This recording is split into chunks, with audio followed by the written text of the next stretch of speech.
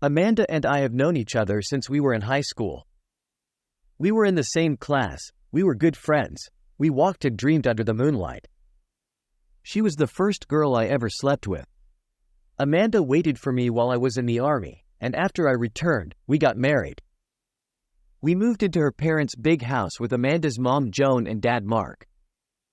Joan and Mark are down-to-earth people, without any arrogance. Amanda and I try to help out around the house with chores so as not to be a burden. Just a normal young couple under the same roof. Lately, however, I have begun to see my mother-in-law Joan as an attractive woman. She is beautiful even at 44, with a nice full figure, big breasts and a great big ass. That ass of hers attracted my secret glances like a magnet.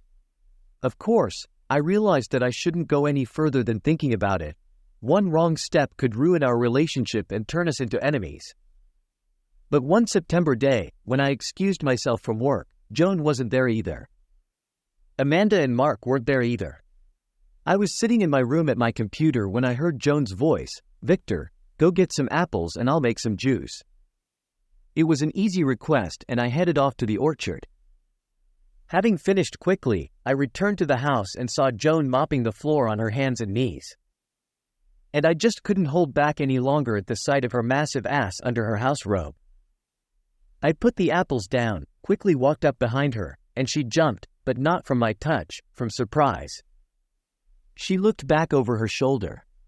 "Victor, what are you doing?" But she didn't recoil, and her tone and body language expressed neither embarrassment nor shock. That gave me confidence. "Joan," I whispered, breathing heavily, "I've been thinking about you for so long."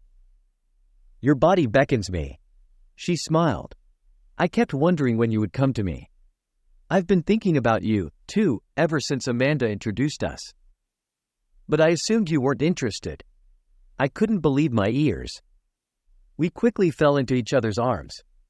She led me to her room where we passionately enjoyed each other until we heard Amanda and Mark pull up in front of the house. From then on, Joan and I snatched every spare minute we had.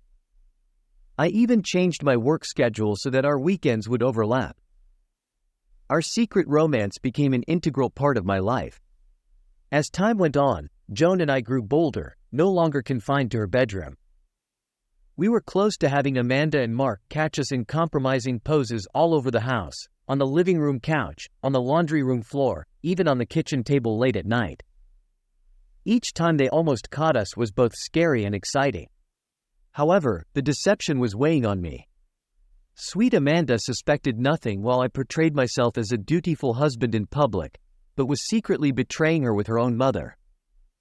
The longer this went on, the more I realized that I was deeply in love with Joan and wanted to be with her openly. One cool October afternoon, Amanda and Mark were at work when Joan called me over to the back porch.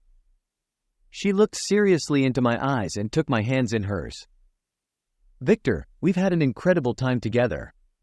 But this trickery can't go on forever if we're going to have a real future." My pulse quickened. "What are you saying?" She took a deep breath. "I'm ready to tell Amanda and Mark the truth, that I'm leaving him to be with you. If you want the same thing?" I took Joan into my arms and passionately confessed to her that I loved her and wanted nothing more than to live by her side, no matter what it took.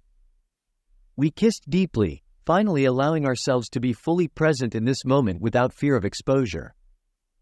That night, Amanda and Mark returned and found Joan and me at the kitchen table with our hands interlocked. We broke the news as gently as possible. The showdown was epic, with hot tears and screaming. But within a month, Joan and I had our own place. Sometimes the best love stories come from unexpected places, and we finally started living out loud.